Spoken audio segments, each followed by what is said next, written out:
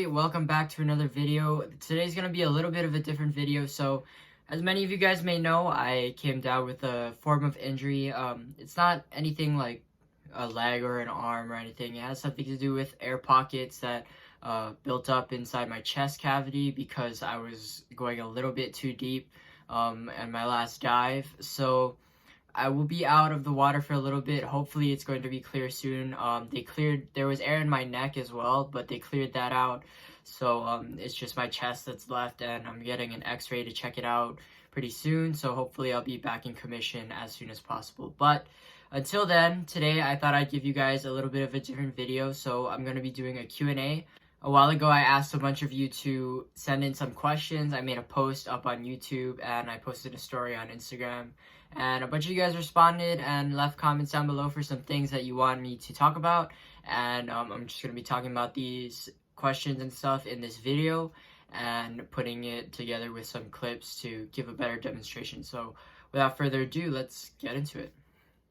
So the first question that I got asked was, did you still catch a lot of good fish when you were only able to go around 30 feet, like shallower waters, 30-40 feet? So to answer that question, yes, I did. For a while, actually, I couldn't go past 40 feet, or I wouldn't dive past 40 feet. I could hold my breath, but I wasn't comfortable yet with diving in deeper waters and stuff like that. So, a lot of my diving was actually in the 30 to 40 foot range. Sometimes I would go even shallower, like 20 feet. And, actually, I have some examples. My first ulua, Omilu ulua, it was 17 pounds, and he was down in a hole at about 40 feet, maybe 35, 40 feet, around that range. So that was one good fish that I managed to get. My first moo was only in about 30 feet, maybe 25, 30 feet. Some other examples. And I also shot my first uku and my first knife jaw. They were both in about 30 feet. But not just back then when I could only go, or when I only wanted to go 30, 40 feet. Even now, my max dive is like probably around 80 feet, 90 feet. And even sometimes like in the present day, I'll still go into 30, 40 feet just to, because one, it's easier, it's more comfortable, obviously, it's less dangerous. And for another, like, you can still find a lot of good fish in that area. Recently I shot a 9-pound knife jaw, or 8-point-something pound knife jaw, and he was only in like 25 feet. It's all about knowing your spots, finding good spots, spending the time to explore, and because it's the ocean, there's going to be fish everywhere. It's just finding those places where it's a comfortable diving or a comfortable depth for you, and that can still provide fish. And so that's all there is to it. And a lot of it too is luck. Like the ulua or omilu ulua that I shot, it was the only time I've ever seen an omilu ulua at that spot, and I just managed to get lucky and be in the right place at the right time. So you might not see tons of good fish in that 30 to 40 foot range, but they're there, and you just got to spend time diving, spend time exploring, and eventually you'll be able to get some good fish too. So the next question is, do I chum very often when I dive? And when I do chum, what's the best depth for it? And what is the target fish when you chum? So when I chum, I'm usually targeting those fish that like to hang out in the mid-water, or they're comfortable being mid-water, because those guys are going to be the ones that are coming up for the chum. So typically like uku, sometimes omilus, or like other things that I haven't seen, for example, like kamanu, which is the rainbow runner, and other like skipjack tunas, aku, and maybe shibis if you get lucky. But like I said, I haven't seen those. But fish that like to hang out in that water column, they typically will come for the chum the most often. And in terms of depth, I like to do it when I wouldn't chum necessarily any shallower than maybe 45 feet at the max, just because fish that tend to like chum are usually in a bit deeper water. I'm not saying you can't chum in 20 to 30 feet or however deep. It's just that you have a higher chance of bringing in something good when you're deeper, because those fish, like ugus especially, they really like to be in a little bit deeper water. And that's pretty much it. In terms of how often I chum, it depends on what I'm going for and what zone I'm going to. For example, I wouldn't chum if I was going out to Three Prong Some Kole or Mempachi and stuff. And I just, it depends on what zone I'm going to and what fish that I want. Usually when I chum, it's for uku. I don't really shoot papillos and stuff when they come in for chum. It's just uku is the main thing right now, especially because I don't have a boat and I only go from shore. Ukus are kind of the main thing that will come in at the zones that I can swim out to, and so usually it's ukus that I'm targeting when I chum.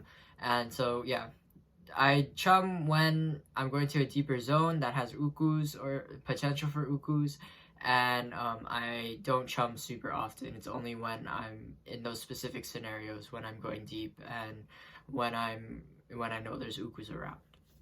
So the third question that I got was if I have any instructions for a proper breathe up. So for those of you guys who don't know, a breathe up is when you're preparing to take your drop, and it's just getting ready to take in that one big breath and hold it and then go down to the bottom and shoot your fish. So there's a lot of different ways that I know people breathe up. Some people like to hyperventilate, which is they take a lot of short, fast breaths, like like that, or a lot of times people will do the opposite and take a lot of slow breaths, and then take in that one big one and hold it and then drop. But the thing that I found is I've tried all different kinds of breathe ups, and all of them are effective if you take your time. So the biggest thing that I would say that I would recommend to you guys is to take your time with your breathe up. However you do it, is just relax. The point of a breathe up is to relax. So you want to loosen up, make sure you're not tensing any muscles, clenching, holding anything super tight. You kind of want to just let your body hang, and you're just breathing, getting ready, getting your mind ready to take that drop, getting your mind ready to hold your breath and be without oxygen for a good period of time. And that's basically what your breathe up is. Me personally, I like to do this thing called purging, which is where you kind of it's like, I'll show you a demonstration. You just it's not necessarily hyperventilating. It's I'm breathing in and then breathing out more than I breathed in. And what that's doing, it's creating a carbon dioxide deficit, in which I'm getting rid of carbon dioxide while keeping the oxygen. So I can't really explain to you how it works. I actually learned it because this guy, the magician David Blaine, he held his breath for 17 minutes, and that was one of his techniques that he used for his breathe up. So I kind of just copied that, and it's something that I like to do. But one thing I will say, it is a little dangerous. Make sure you have a spotter if you're going to try it, because that change in oxygen concentration in your blood, it can lead to you blacking out because your body is not used to it. So be very careful with that, and have a spotter on you just to make sure that you're safe and you're not blacking out or anything. But breathe ups can be anything you want. Sometimes I won't do that. Sometimes I'll just take nice, even, deep breaths, which I actually like to do better, because purging can, like I said, it can be dangerous, and it's also taking deep breaths to me is more relaxing. So I'll just take nice, slow, deep breaths for at least a good 30 to 45 seconds before I take my drop, depending on how deep. If I'm going like 80 or 90 feet, I'm gonna take like a minute breathe up at least. So depending on the depth that you're going, just like I said, most important thing is take your time, and don't rush to the bottom, because that's how people get into some bad situations. So that's how I would breathe up. Those are some techniques that I use, but it can be whatever you want, as long as you take your time and just relax. The next question I got was asking how I train to increase my breath hold. So I do two main things. The first one is practicing my static breath hold, which is just when you're on land, sitting in one place or laying down or whatever, and you straight up just hold your breath as long as you possibly can and time it. And you try and beat your time with each consecutive trial, I guess. So I like to start off with a warm-up, and I just hold my breath for like 2 minutes and 30 seconds, or maybe 2 minutes.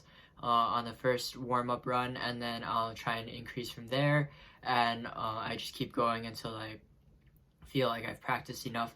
And what that does, for one thing, I will say it's not a very accurate representation of what you can do underwater, because you're laying still, you know, there's no water pressure, you're not moving, you're not swimming, you're not doing anything, you're just completely relaxed and you're holding your breath. And that's the most it's like the most optimal way to hold your breath, is not using any muscle or anything like that, and you're just holding your breath. One thing that it does do for you though is it can open up your lungs a little bit more, and you can also use it to practice slowing down your heart rate, because if you can slow down your heart rate, you can hold your breath longer.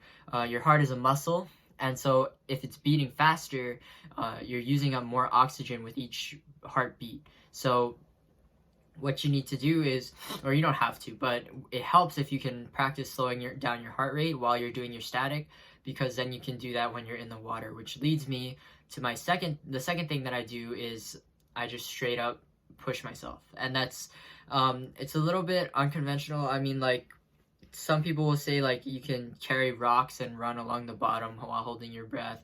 There's a lot of different training techniques, and people will go over those in like freediving classes, which I do recommend, by the way. I haven't taken one myself, but I'm looking into it, and if you guys are very passionate about spearfishing, I definitely would recommend looking into a freediving class, because obviously I don't know everything. This is just what I do and what works for me. But continuing, I really don't do anything special. I go out and I hold my breath, and whenever I want to try and increase my breath hold, I just try and go deeper. And very important, if you're going to do that, always have a spotter. It's good to always have a spotter no matter what, but especially if you're going to be pushing yourself, definitely have a spotter. So what I did to get to where I'm at now is I would just steadily just get to that next level. So I would go 50 feet. Once I hit 50 feet and I was comfortable, then I would go 60, and so on and so forth. Always, of course, having somebody watching me. And that was just the main thing that I would do, is I would go out as often as possible and go out to any of my spots, and I would just go deeper and deeper and deeper. And also I would go often, because the more often I went, the less chance my lungs would kind of close back up again. So that's all that I do, really. There's a lot of different ways that you can actually practice, like doing actual training, but that's really all that I do, is I practice my static, and then when I go out into the ocean, I push myself and try and achieve new depths. The last question that I got was, what are my top 3 favorite hunting techniques? So I assume that you mean like what you do at the bottom to get fish to come in. Really, there's only 2 or 3 main ones that I do, and my favorite one depends on whatever fish I'm trying to bring in. So for example, if I'm trying to bring in a predatory fish really love grunting, because a lot of times like omilus and uluas, ukus, stuff like that, they'll make that noise. And so a lot of predatory fish will come in when they hear it, because they think that there's more of them nearby, or that they're feeding, something like that. So if I'm going for ukus, papillos, uluas, big jacks, whatever it may be, if it's a predatory fish and I'm going for it, I'm going to be grunting. Another thing that predatory fish like is dusting, which is where you just throw up sand into the water in front of you. 1, it's great because it hides your face, and 2, a lot of fish really love dusting. And I know some people don't really think it's that important, but it really can make a difference. Like moose, especially any bottom feeders, when they see that sand, it's a signal to them that something is feeding over there, or something's eating, or that something's going on. It just creates a scene that makes fish curious, and they kind of want to go over and check you out and see what's going on. And like I said, any bottom feeders, whenever that dust cloud is going up, it looks like something's eating over there, or something's going on. And you can put that together with scratching, which is where I just take my hand and I find some nearby rocks, and I just scratch like I'm petting a dog, or scratching my leg. I just make a noise, and you'll see it in a lot of my videos, but I just scratch the ground, and that also makes the sound of something eating or something chewing on something. Like moose, they'll eat crabs and stuff, and it kind of sounds like when they're crunching on crabs. Or uhus, when I'm trying to bring in uhu, I'll drop the dusting and I'll only scratch. Because one thing I found about uhus is that when they get scared, and you'll probably notice this too if you watch, when they get spooked, a lot of times they'll dart off, and as they're darting off, they'll poop sand. Like sand will just come flying out their butt. And so I found that when you dust, they kind of get more apprehensive and more worried, because it looks like one of their uhu friends just got scared, and so they're wondering if they should be scared too, and so they become a little more cautious.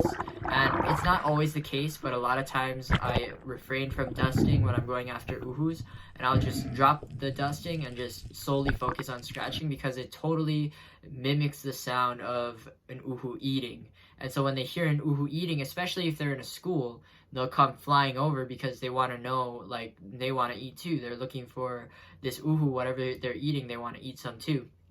And so scratching will bring in those uhus. So if I was gonna talk about my top 3 or my favorite 3 hunting techniques, it would be dusting, grunting, and scratching. Those would be my 3 favorites. But like I said, I don't like any one over the other, because it all depends on what fish I'm going for, and you need to kind of choose when you're in the situation. It kind of takes a little bit of strategy to know which one to use in which situation, and I kind of gave you guys just now a basic overview of it. But all fish are different, all spots are different, so it's finding what works at your spots and what will bring in the fish at your specific zone wherever you're going. Alright guys, that is it for today's video. That was all the questions that I received. Thank you all so much for watching. I'm really sorry that I couldn't put out a new dive video today, but I figured I would give you guys at least some content, hopefully shed some knowledge for you guys on certain topics, and give you my take on things. So thank you all so much for watching. If you enjoyed this video, this Q&A style tips video, be sure to like the video and subscribe. It will let me know that you guys enjoyed, and leave a comment down below. And if enough people enjoyed this video, I'll definitely do another one. I'll answer you guys' questions as best as I can, so be sure to leave those in the comments, and I'll maybe put them in another video if this video does well. But other than that, thank you all so much for watching. Hopefully my next video will be a new dive, but if it's not, I'll let you guys know, and I'll figure out something from there. But other than that, I'm signing out. I'll see you in the next one. Shoots, everybody.